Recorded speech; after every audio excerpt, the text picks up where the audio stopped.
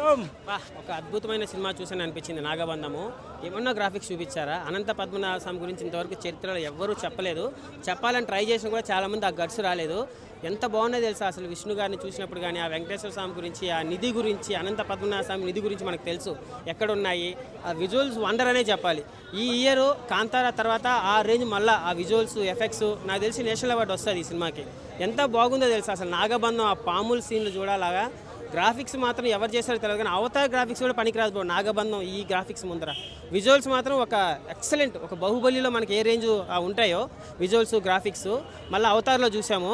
నాగబంధం ఒక్కొక్క scene ఉచ్చబడిపోతుంది bro లోపల. అలాంటి ఎలివేషన్స్ విష్ణు గారి గురించి చాలా గొప్పగా చెప్పారు. దేవుడి గురించి అసలు ఆ పాము సీన్ చూడాలి బ్రో నాగబంధంలో.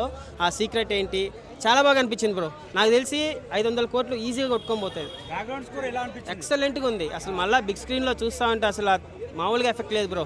మళ్ళీ వెళ్ళాలి రెండోసారి అనిపించింది. నేను చూసిన నా చిన్నప్పటి నుంచి చూసిన సినిమాల్లో ఈ మధ్యన హనుమాన్ సినిమా బాగా నచ్చింది. దాని తర్వాత నాగబంధం సినిమానే అన్న. ఎక్సలెంట్ విజువల్స్కి గ్రాఫిక్స్ మాత్రం కంపల్సరీ ఇయర్ నేషనల్ అవార్డు వస్తుంది. చాలా బాగా చూపించారు విష్ణు గారి గురించి, అనంత పద్మనాభ స్వామి ఆయన నగలు ఎక్కడున్నాయి, ఆ చరిత్ర. ఇలాంటి సినిమాలు రావాలి బ్రో. అప్పుడు ఒక కాంతారా, ఒక హనుమాను, దాన్ని కట్ చేసి ఇప్పుడు నాగబంధం. ఎక్సలెంట్. హీరో ఎవడో తెలియదు.